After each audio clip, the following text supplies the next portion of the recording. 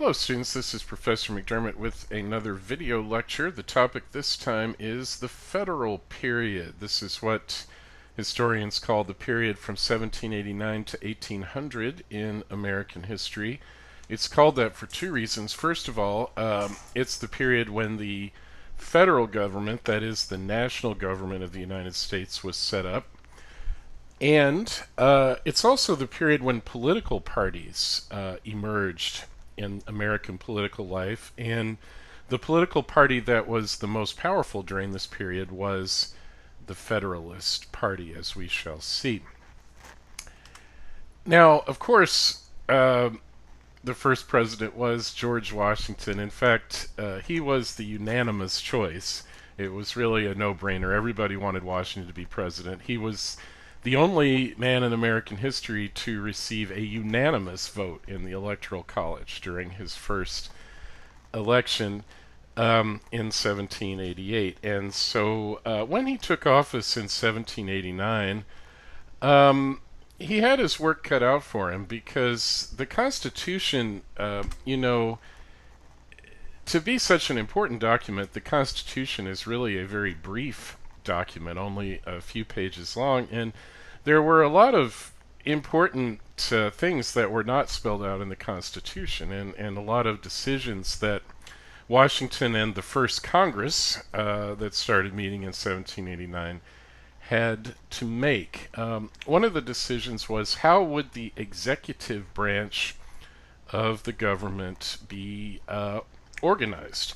Washington, as president, was the head of the executive branch, but the Constitution didn't specify exactly how the executive should be organized. And so, together with Congress, Washington decided that he, the president, would have the power to appoint the heads of the important departments within the executive branch, but that the Senate would have the privilege of giving what's called advice and consent.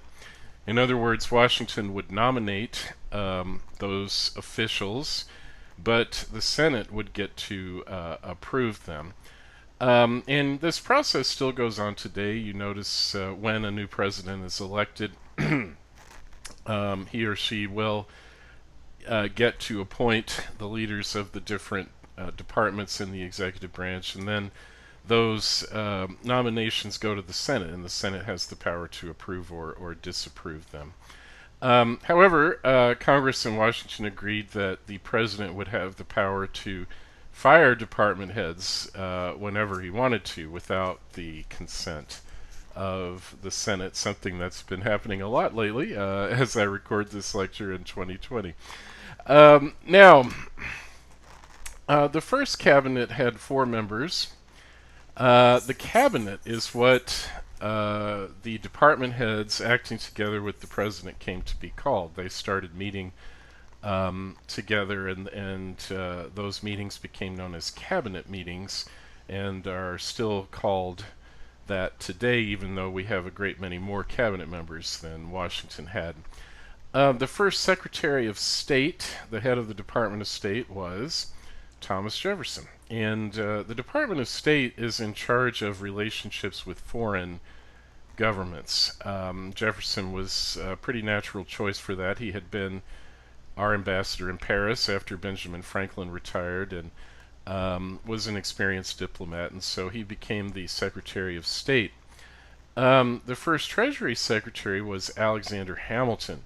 We will be talking a lot about Hamilton today, very important figure in Washington's cabinet.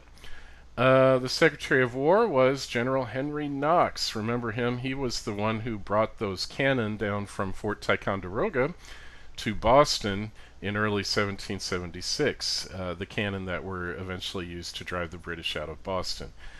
There was also an Attorney General, Edmund Randolph of Virginia. The Vice President, who was John Adams, was not included in the cabinet meetings. Adams was a great man. He was a great patriot, a really profound thinker, but he had a kind of annoying personality in some ways. A lot of people didn't like Adams. He rubbed people the wrong way. And he made himself kind of ridiculous in the first year of the Washington administration. Um, the one job of the vice president that's spelled out in the Constitution is to preside at meetings of the Senate, so that the vice president is actually the president of the Senate and gets to break ties. If there's ever a tie vote in the Senate, the vice president can break the tie. Well, anyway, so Adams was going down to the Senate every single day and presiding over the Senate, and he would give the senators advice of things that he thought should happen. And one of the things was that he thought that the president should have a very fancy-sounding title to impress people, and so he suggested that Washington be called His Highness, the President of the United States, and protector of their liberties. Now, of course, the senators just thought that was ridiculous, and you know, we're a pretty simple, straightforward kind of people, we Americans, and so we just call the president Mr. President, or maybe someday Madam President. Um, but anyway, Adams became so unpopular because of this that one of the senators suggested that the vice president be known as his rotundity, that is, his roundness, because Adams had gotten quite fat at this point. Well, anyway, Adams was not included in the cabinet and all of their reindeer games, so he was kind of the odd man out. Now we get on to Alexander Hamilton. Hamilton was really a financial genius who set the tone for our entire economic system. That's why he's honored by having his picture on the $10 bill. He's also undergone a recent resurgence in popularity because of the hip-hop musical Hamilton, which has been the hottest ticket on Broadway as I record this lecture for the last few years. So a lot of people are interested in Hamilton now, and he was a fascinating character. Um, in order to understand Hamilton's economic program, the financial policies he pursued as Secretary of the Treasury, I need to give you a little bit of background here. Okay, so back during the American Revolution, um, you know, the army had to buy supplies, they had to buy food and weapons and uniforms and that sort of thing. But Congress during the war had very little money. And so a lot of times when Congress would buy things for the soldiers, they would pay with IOUs. So they would, like, say a farmer had provided some wheat for the army to make bread with, um, the army or the Congress would give them an IOU that would say, okay, when the war's over, you'll get $100 for this wheat.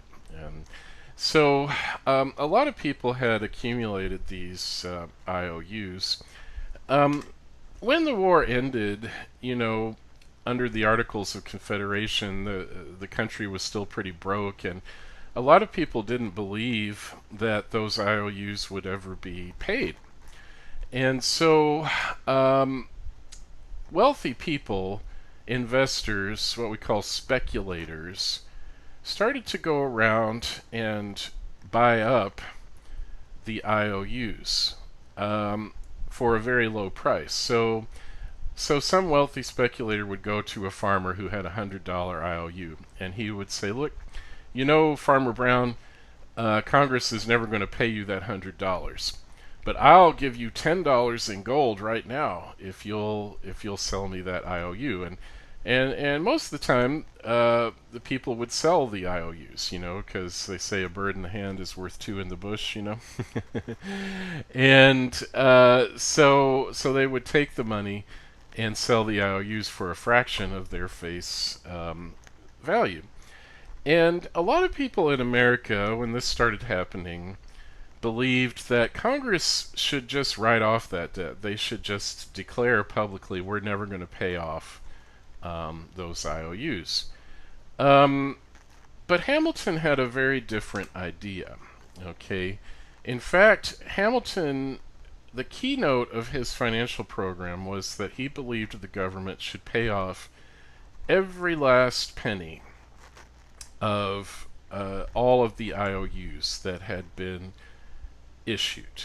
Okay, and this was called funding the debt. In other words, the government was going to commit itself to paying off all of that debt that it had incurred during the war.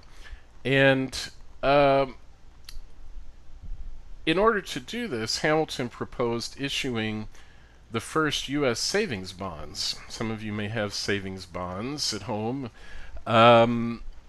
Basically, a savings bond, you buy it for a certain amount of money, and then eventually it has to mature, and then after, say, 20 years, it's worth more, and it becomes worth its full face value. And so Hamilton said, we're going to put out these bonds, and we're going to exchange the bonds for the IOUs. And eventually, when the government has built up its financial strength, we will pay off those bonds. Now, this idea had two major advantages. Okay, the first was that it actually increased the money supply because the bonds could now be used as money.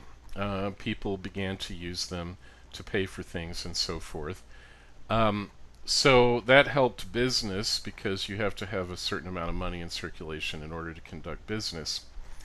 But the most important benefit of this plan had to do with the public credit. Okay, basically the credit rating of the United States at this point in time was really in the toilet.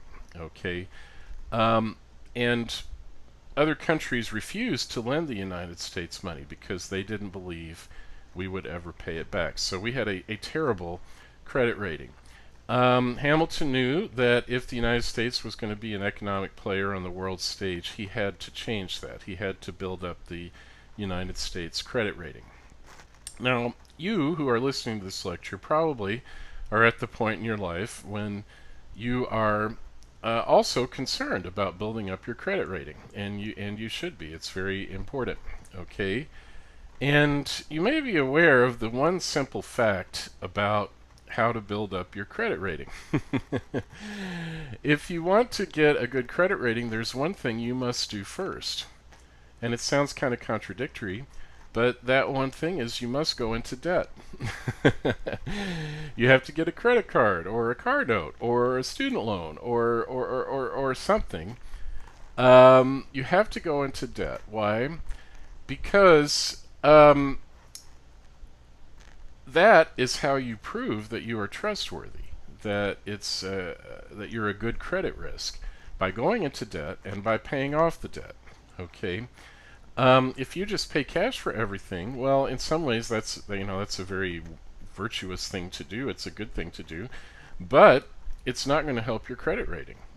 You have to have that paper trail showing that you had the debt and you paid it off. Okay, that's how you get a good credit rating. And Hamilton understood that, and so he knew that if the United States credit rating was ever going to go up, the United States had to go into debt. They had to accept all the debt that they had incurred during the war, and they had to commit themselves to paying it off. And it worked. It really worked. And over time, the credit rating of the United States did go up dramatically because of Hamilton's economic program. Hamilton was so committed to this idea of national debt as a way of building up the credit rating that he actually went even farther and said that Congress should also pay off all the states' war debts as well, not just the national government's debts, but even take over and assume the state war debts and pay those off as well. And that was a lot more controversial, as we'll see in just a minute. By the way, I say Hamilton was in favor of national debt. I'm not sure what he would think if he saw our national debt today, which as I record this lecture, I think is at $19 trillion. I think he's turning over in his grave right now because of that. But Hamilton thought some national debt was a good thing. And he did use that to build up the financial health of America. One last point about Hamilton's economic program.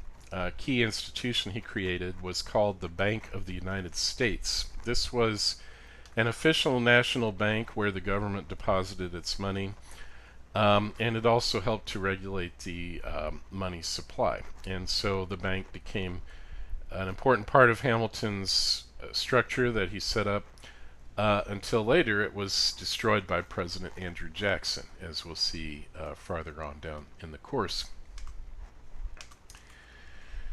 So, all of Hamilton's policies were designed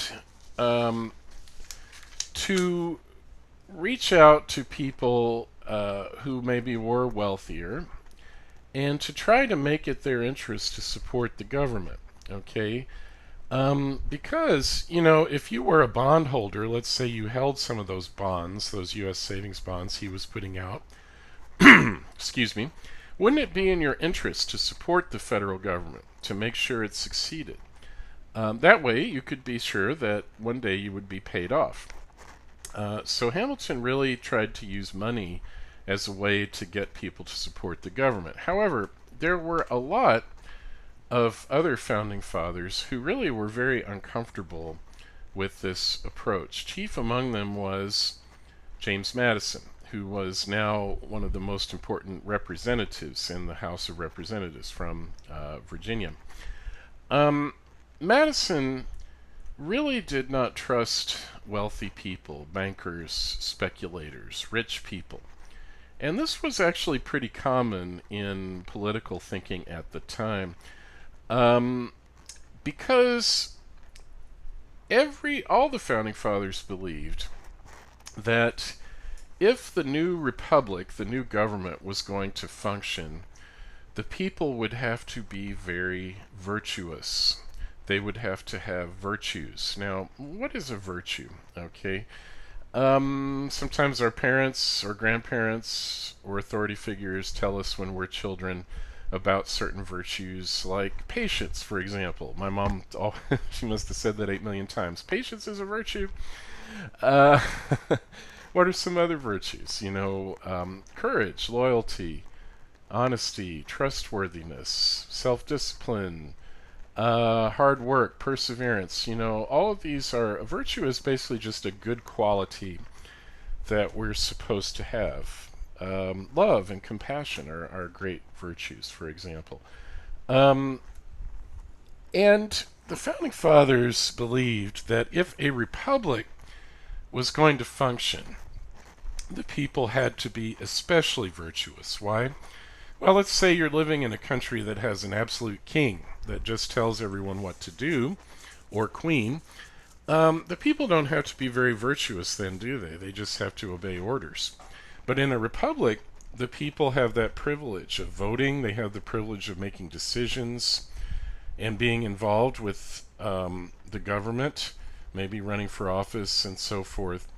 And so the people have to be able to make good decisions if the country is going to survive. And so, in the minds of the founding fathers, that meant they needed virtues, good qualities. And Madison believed that rich people were not driven by virtues primarily, they were driven by greed. And he was afraid that Hamilton's economic program would lead essentially to greed and money-making interests taking over the government.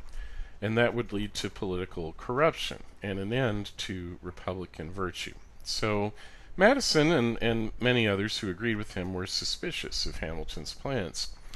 Now, Madison went along with Hamilton to the extent of saying that the government should pay off its national debts, but he just drew the line and said, I don't think we should try to pay off the state debts. That's just going too far in his opinion.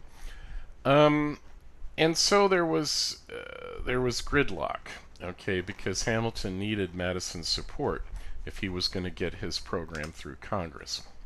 So one night, the Secretary of State, Thomas Jefferson, invited both Madison and Hamilton to dinner at his house.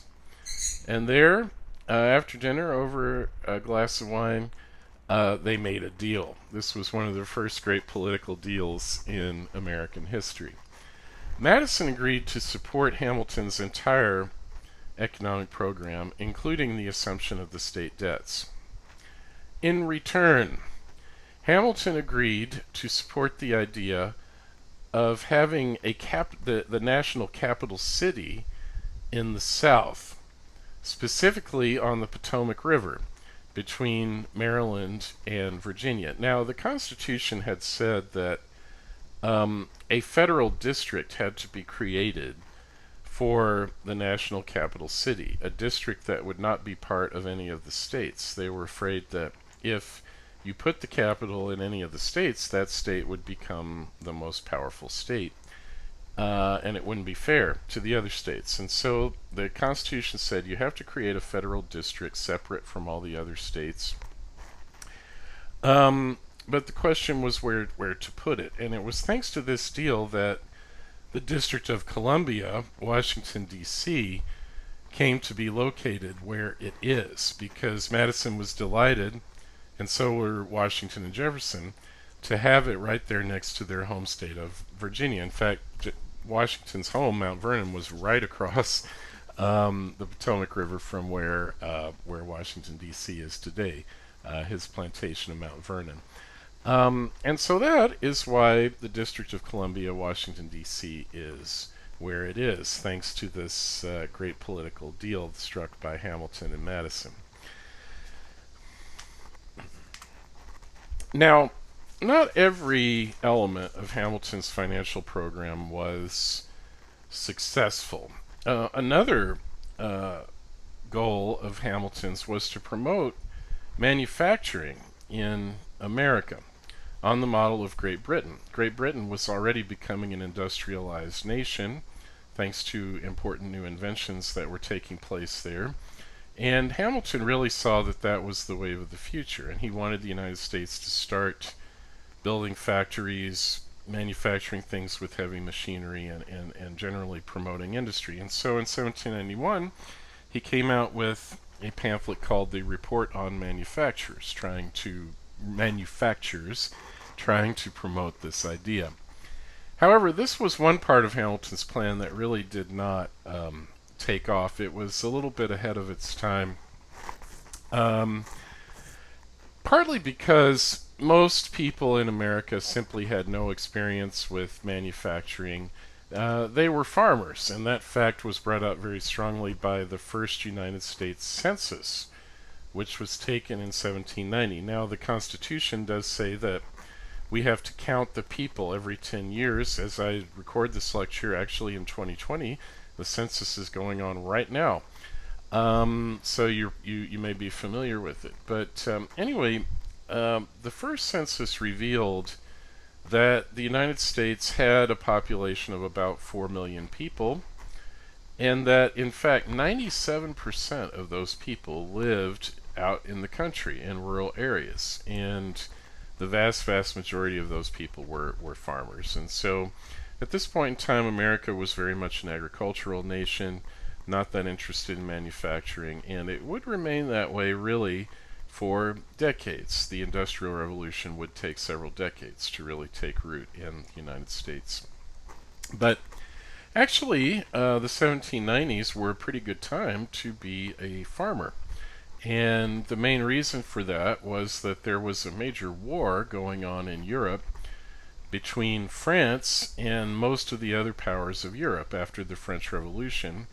They had all ganged up on France and were fighting a protracted war over there. And that meant that agriculture and trade were very disrupted in Europe. And so American farmers were able to get into that market and start selling their farm products overseas to Europe because the Europeans really needed them. And so agriculture was very profitable during the 1790s, and that really did help Hamilton's economic program to succeed the way that it did. By the way, I want to mention a very important invention that also helped to promote agricultural profits during the 1790s. There was a young man from Massachusetts named Eli Whitney. Now, Whitney had some friends who lived on a cotton plantation near Savannah, Georgia. And so in 1793, he came down to visit them. And while he was there, he watched the cotton harvest taking place. And then he watched as the slaves, of course, were tasked with processing that raw cotton. Now, there's a lot of cotton grown in the South to this very day. You may possibly be familiar with the fact that cotton, in its natural state, is filled with these little tiny seeds, and the seeds have to be removed from the cotton before it can be processed into fabric. And that was a very laborious process. Whitney watched as the slaves took combs and combed through the cotton by hand, trying to get those pesky little seeds out. And he said, I think I can do better than that. And so he invented the cotton engine, better known as the cotton gin for short. The cotton gin was a pretty simple machine. Basically, you put the cotton in one side of a box, you turned a crank, that propelled the cotton through a series of teeth and grinders, and out it came on the other side of the box, completely free of the seeds. It was a great invention, and it really helped to make cotton a very profitable product in America. And that had some unintended consequences. Basically, because now it was a lot less labor intensive to process the cotton, cotton growers could use their slave labor for other purposes, like growing more cotton, breaking up more ground to grow more cotton.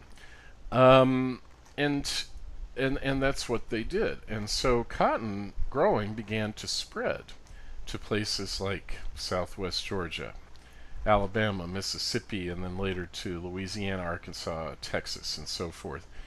Because the cotton gin really made cotton growing profitable, and in a way that meant slavery suddenly became more and more profitable. Okay, and slavery began to spread thanks to the cotton gin. That was not Whitney's intention, but that was that unintended result. And that was really devastating. You know, a lot of the founding fathers really believed that slavery would just disappear eventually on its own because they didn't think it was actually very economic. After all, when you have slave labor, you have to pay workers even when they're idle during the winter and there's nothing to do, or when they're old, or when they're little children. You have to take care of them even though they're not very productive. And a lot of the founding fathers just thought that slavery was not economical. Eventually it would disappear. But suddenly, thanks to Whitney's cotton gin, slavery became very economical, very profitable. And so unintentionally, Eli Whitney helped to promote the spread of slavery with his invention that started in Georgia. Let's talk a little bit about women in the early republic. There was actually a lot of discussion about women's roles around this time in the 1790s, and that was mainly because of a book that was published in England in 1792 by a woman named Mary Wollstonecraft. By the way, you may be familiar with her even more famous daughter, Mary Wollstonecraft Shelley, who wrote a very important novel called Frankenstein. But Mary Wollstonecraft, Shelley's mother, was not a novelist, she was a political thinker, and in 1792 she came out with her book, Vindication of the Rights of Woman. In this book, Wollstonecraft argued that women should be allowed to vote, and they should also be allowed to run for office, and essentially have the same political privileges as men. And a lot of American women read Wollstonecraft's book, including Abigail Adams, and there was a lot of talk about it. Now, most Americans, including most American women, were not willing to go quite that far yet at this point in history. They were not even the women did not think that women should have the right of political participation. And that was, I mean, it was partly because of religious beliefs that had been passed down. Um, a lot of the founding fathers believed that gender relations, with the man being the head of the family and the woman being subservient, were actually part of the natural law that we referred to earlier in the course. That God had made it that way, and that human beings should not try to change that. And that went for most women as well.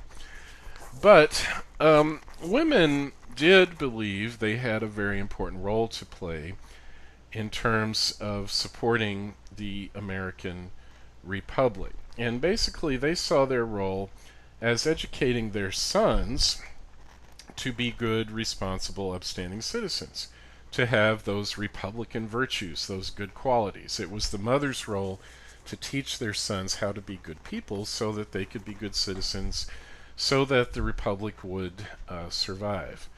And this idea, historians call the idea of Republican motherhood, and it was very prevalent in early America. Also, historians speak of what was called the separate spheres idea. This was really, in a way, the beginning of the idea that men and women had different spheres that they moved in, different roles to play in society. Men's sphere being the public world, the world of business and politics and finance. Whereas women's world, of course, was believed to be the home. And in the home, woman, in a sense, was supreme. She ordered the household and the family. Republican motherhood. Now, this may seem to be a very limiting conception of woman nowadays and women's roles. It did have one very important effect, though, in terms of education, because even though women did not claim for themselves the right to participate in politics, many women at this time did make the point, hey, if you want me to really teach my son these virtues, that he needs to be a good citizen, don't I have to have some education at least? I mean, how am I going to teach him, for example, if I can't even read or write? And that argument made sense to a lot of men. So even though women were not allowed to go to college or university at this time, a large number of schools were opened for girls and women between 1790 and 1830. About 350 new academies or schools for women and girls were opened in the United States, so that women could at least have the basics of education, reading, writing, arithmetic, and so forth. Again, the point, though, was so that they could then pass on their knowledge and their virtues to their sons in order to strengthen the Republic. That was their most important role. All right, well, you can see probably already the beginnings of the split that would lead to the formation of political parties in America. On the one side, you had Hamilton. Okay, Hamilton wanted to increase the national debt, at least in the short term. He believed that it was a national blessing to have a national debt because it would help us to build up our credit rating. Also, Hamilton was very comfortable with rich people, bankers, wealthy business people, financiers, and so forth, and he wanted those people to support the government and to be linked to the government.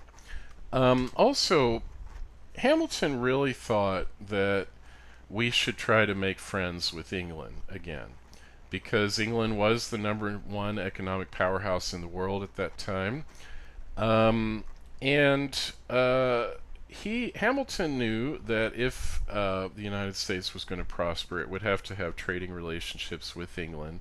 And furthermore, if we traded with England, that would enable him to collect more taxes on the goods that were being shipped, and so that would also help to strengthen the treasury. So he believed in friendship with England. On the other side, you have Madison and Thomas Jefferson, both from Virginia, who had very different ideas about government. They did not trust rich business people. They thought they might bring corruption into the government. They didn't like the idea of a huge national debt. They really preferred that the national government remain small and limited. And furthermore, they pointed out, hey, we just fought this major war against England. Why should we make friends with them? Shouldn't we make friends or stay friends with our main ally in the war, France? They were the ones who helped us after all. Why shouldn't we just trade with them and be their friend and their ally? And so gradually these two groups, the Hamilton group on one side and the Jefferson and Madison group on the other side, began to drift apart. You see the difference, I think, in a couple of statements by Jefferson. This one is very famous. At one point, Jefferson said, quote, "That government is best which governs least," end quote. You often see this on conservative websites nowadays. The idea that the national government should be small and unobtrusive and not that involved in people's lives. Second, here's a quote from Jefferson that has to do with the role of farmers as opposed to business people. Jefferson said, quote, "Those who labor in the earth are the chosen people of God. If ever he had a chosen people, whose breasts he has made his peculiar deposit for substantial and genuine virtue." End quote. In other words, he's saying those who labor in the earth, that is, farmers, are actually God's chosen people. God has a special love for farmers. Why? Well, if any of you have a farming background, you know that farming is very hard work. And, you have to get up early, you have to work very hard day after day without a break and so forth.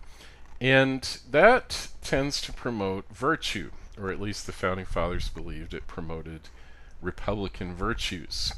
Hard work, thriftiness, and so forth. And so in Jefferson's mind, if you wanted to have a good republic that was going to last, you had to promote agriculture, not business. And as we'll see in a future lecture as president, later, he would determinedly promote policies that would help benefit farmers.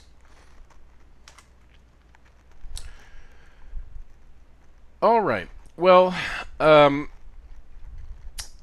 Washington was reelected in 1792, but his second term in office as president was not nearly as successful as his first term. And partly that had to do with a conflict that erupted about a tax which Hamilton had gotten Congress to levy on whiskey.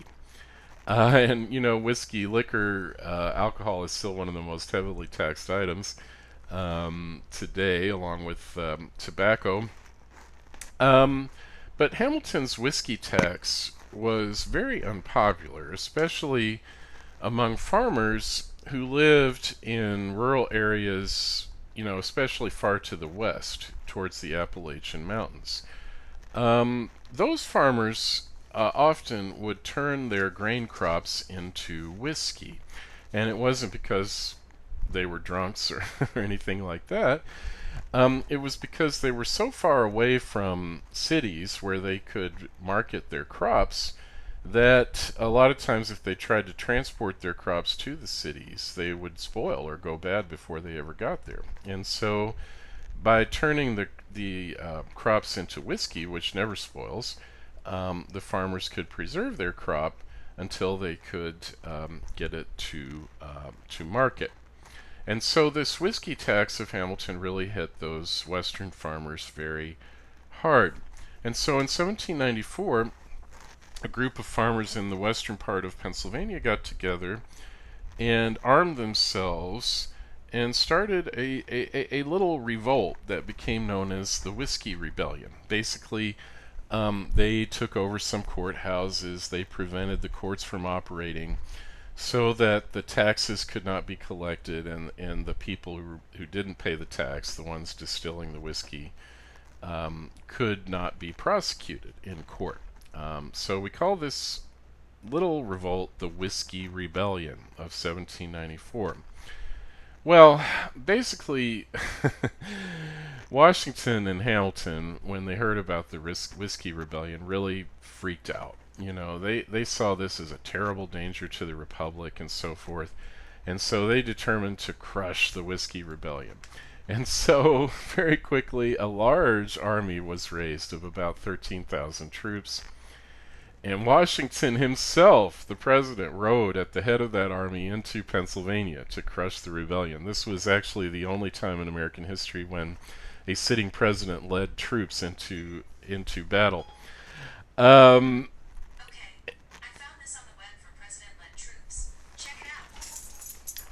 Sorry, I don't know if you heard Siri was just talking to me there. My apologies. Okay, anyway, so basically, as soon as this huge army headed into Pennsylvania, the West Pennsylvania farmers threw down their weapons and surrendered in terror. The rebellion ended very quickly. Very few people were even brought to trial. A couple of guys were sentenced to death, but then Washington even pardoned them. And so the whole thing did blow over pretty quickly. However, it really left Washington with a bad taste in his mouth. Because in the newspapers, people began making fun of him for having overreacted so badly to this Whiskey Rebellion. And Washington didn't like that at all. Washington was a very brave, courageous guy, but he was also a very sensitive man who really didn't like criticism. And it really hurt his feelings that his name was being dragged through the mud in the newspapers. And so he decided to basically quit while he was still ahead. And so in 1796, Washington announced that he was not going to run for a third term as president, which he could have done at that time. Actually, the constitutional amendment, which says nowadays the president can only have 2 terms, was not enacted until after World War II. And so at that time, Washington could have run for president for the rest of his life if he had wanted to. But he chose to step down in 1796. And when he did that, he issued a very famous document that became known as the Farewell Address. And in this document, Washington thanked the people for having entrusted him with the office of the presidency and their confidence. But he also warned them about some things that were happening that he thought were very dangerous, specifically 2 factors that he felt were very dangerous to the Republic. One was permanent alliances. Okay, Washington did not believe that the United States should make allies in Europe. Because, as you're probably aware, when you have allies, the danger of that is that you get dragged into wars, right? Your ally goes to war with someone, so you have to go to war. And Washington really didn't think the United States was strong enough yet to take that active role in international affairs. And so he warned against alliances. And for the most part, the United States listened to his advice, and actually for about 100 years we really didn't play that much of a part in world affairs. But the other thing he warned against was party spirit. In other words, Washington could see that political parties were already starting to form, and he thought that was terrible. And in fact, there's nothing in the Constitution about political parties. This is something that just happened later. It was not part of the original plan. And Washington thought it was very dangerous to have political parties. He thought that would destroy national unity. And so he warned the people against party spirit. And that advice, of course, was not accepted. Because as soon as Washington announced he was not going to run, immediately the 2 parties began to coalesce, and they nominated candidates to replace Washington. On the one side, you had the Federalist Party, led by Alexander Hamilton. But Hamilton couldn't actually run for president because he was not born in the United States. He had been born in the West Indies. And so The candidate for the Federalist Party in the 1796 election was Vice President John Adams. And as his running mate, Thomas Pinckney was chosen. On the other side, you have the party that was led by Madison. Um, Historians give this party different names. Your optional textbook calls it the Republican Party, so I'm going to go with that. Sometimes you see it called the Democratic Republican Party. We'll go with Republican. However, keep in mind this is not the same as the present-day Republican Party. Anyway, the leaders of the Republicans were Madison and their presidential nominee Thomas Jefferson, and Jefferson's running mate, his candidate for vice president, who was Colonel Aaron Burr of New York. So in the election of 1796, it was Adams for the Federalists versus Jefferson for the Republicans. Now, this is what we call the first party system, Federalists versus Republicans. It's kind of odd because the parties were not really as well organized then as they are today. And in fact, if you had asked any of the members of the parties, hey, are you a member of a political party? They would have all said no. They would have said, we're not the party. It's those other guys that have formed the party. They're a faction, which was an evil term for parties at that time. And we are just trying to stop them. You know, we represent the majority of Americans who want to stop this evil party on the other side. All right. So, everyone was a little embarrassed, I think, about being involved in parties, but nevertheless, in a way, it was almost inevitable that this would happen. Well, the upshot of the presidential election of 1796, the Federalists won the presidency. John Adams was elected president. However, because of the wording in the Constitution at that time, because the electoral votes for president and vice president were counted together rather than separately, Jefferson got the second highest number of electoral votes, and so he became the vice president, even though he was from a different party. Later, an amendment would be passed to the Constitution that would make this impossible, this strange situation with the president being from one party and the vice president from the other party. Well, Adams didn't really mind that. You know, he had worked with Jefferson in Congress, and as a diplomat, he liked Jefferson. And he really was uncomfortable with the whole idea of parties as well. And so Adams went to Jefferson and he said, hey, Tom, look, why don't we just forget this whole party thing and work together? We'll form what's called a bipartisan administration. That means when the two parties work together. But Jefferson refused to take that bait. Basically, he said no, because he hated Hamilton so much by this point in time that he just could not work with anyone who was associated with Hamilton. And so the Republicans refused Adams's offer, and so Adams had no choice really but to govern as a Federalist president. And along those lines, he decided to keep all of Washington's cabinet members, who were all Federalists. That was a decision he would later come to regret, as we'll see. Well, the John Adams administration was overshadowed by the threat of war with France. Because the war in Europe was dragging on, the two main combatants were France and England. And so whenever there was an American ship going to England, a lot of times the French Navy would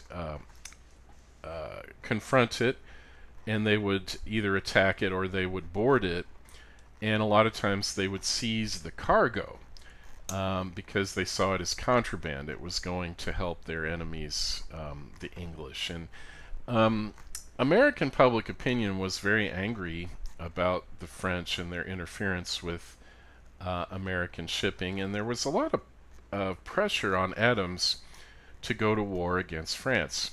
Now, Adams really didn't want to do that, but he did allow and encourage Congress to pass a series of laws known as the Alien and Sedition Acts, which were mainly directed against France. Um, the Alien Acts basically were designed to make it more difficult for French people to become citizens in America and to influence the government in America. Basically, the Alien Act said that if you were a foreigner who came to the U.S., you had to wait 14 years before you could even be considered for American citizenship. And the Alien Acts also gave the president, John Adams, the power to deport and get rid of any foreigner in America that he felt for some reason was dangerous to the country.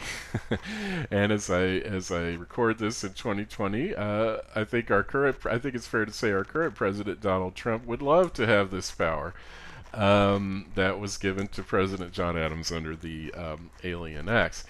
The other part of this legislation, the Sedition Act, was even more controversial. Basically, um, sedition is basically when people speak out against their government. And the Sedition Act said that anyone who said anything negative about President John Adams, the government, or Congress could be arrested and punished for that. Um, and you may ask how could they even pass this law when the First Amendment had already been passed saying that Americans had freedom of speech? Well, that idea of freedom of speech was a very new idea at this point in history, and people were still working out, what were the limits of that freedom. It was still being negotiated, you could say. And the Sedition Act took the more old-fashioned view that people should not speak out against the government. That was not protected speech. And so actually 25 individuals were prosecuted under the Sedition Act, and 12 of them were convicted and sent to prison, including even one representative in the Federal House of Representatives, Matthew Lyon of Vermont. Lyon was a very feisty Irishman by birth and was very outspoken and somewhat temperamental. You see here in this political cartoon of 1798 a famous incident on the floor of Congress when Lyon and Representative Roger Griswold went at each other with, you see there Lyon with the fireplace tongs attacking Griswold, who's defending himself with his cane. So he was a very feisty guy, and he wound up in jail under the Sedition Act for criticizing President Adams. Well, of course, the Republicans were horrified by the Alien and Sedition Acts, and both Madison and Jefferson decided to take action to try to stop them. Madison went to the Virginia legislature, and he got them to pass what was called the Virginia Resolution. Basically, the Virginia Resolution said that the Alien and Sedition Acts were unconstitutional, violated in the First Amendment, freedom of speech, and the press. Jefferson went even farther.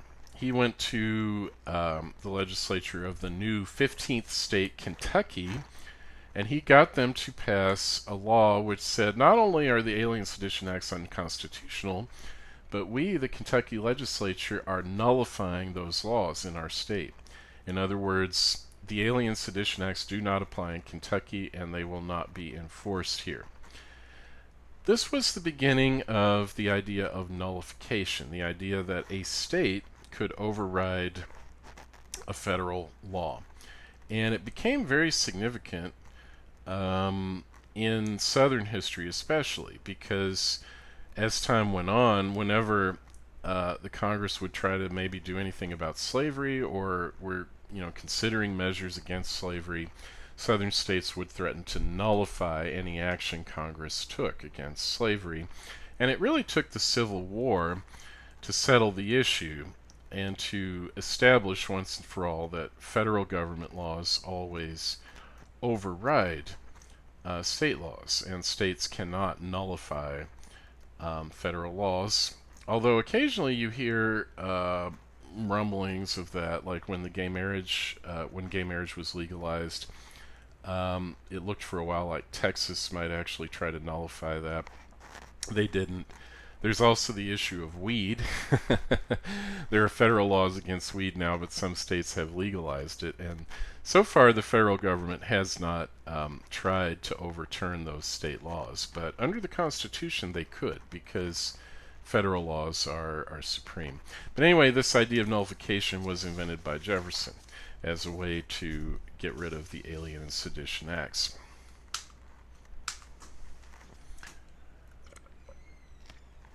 Now, Adams and Hamilton were the two leaders of the Federalist Party at this point, but during the Adams administration, they would soon be at each other's throats. And one of the main reasons for that had to do with a very public scandal that Hamilton got involved in, starting in 1797. There was a journalist named James Callender who got hold of some documents with Hamilton's signature that had been written in 1791 and 1792. And he published these documents in a newspaper saying that they showed that Hamilton, when he was Secretary of the Treasury, had been involved in some kind of corruption, some kind of shady dealings. Well, Hamilton denied that, and he published a pamphlet saying, look, the documents had nothing to do with the Treasury Department at all. Basically, the documents show that I was involved in an affair with a married woman, Maria Reynolds. And so he admitted to having cheated on his wife and had an affair with this woman, Maria Reynolds, who was also married, and whose husband had been blackmailing Hamilton. That's really what the documents were about. And this led to really the first great political sex scandal in American history. Hamilton got to keep his position at the top of the Federalist Party, but this really helped turn Adams against Hamilton. Adams was from Massachusetts. He was a descendant of the Puritans, and he had very strict ideas about sexual morality, and he was aghast that Hamilton had been involved in this sleazy affair and felt like it was a disgrace to the Federalist Party. So that helped to drive a wedge between the two men. Also, in early December of 1799, one chilly morning, George Washington rode out on his plantation at Mount Vernon to inspect what was going on, and he caught a cold. And the cold turned into pneumonia. And on December 14th, 1799, Washington died there and is buried there at Mount Vernon. Well, the death of Washington caused, of course, great national grief. But the political result basically was that the gloves came off between Hamilton and Adams, because basically it was only Washington that had the prestige and the charisma to keep those two men together in the Federalist Party. And when he died, immediately they began to go head to head and attack each other. Hamilton came out first and let it be known that he did not think Adams was fit to be president and should not be re-elected. Adams, of course, was very angry about that. And he decided to retaliate basically by firing the cabinet, because he understood correctly that the cabinet members were more loyal to Hamilton than they were loyal to him. And so he got rid of them, or at least he got 3 of them.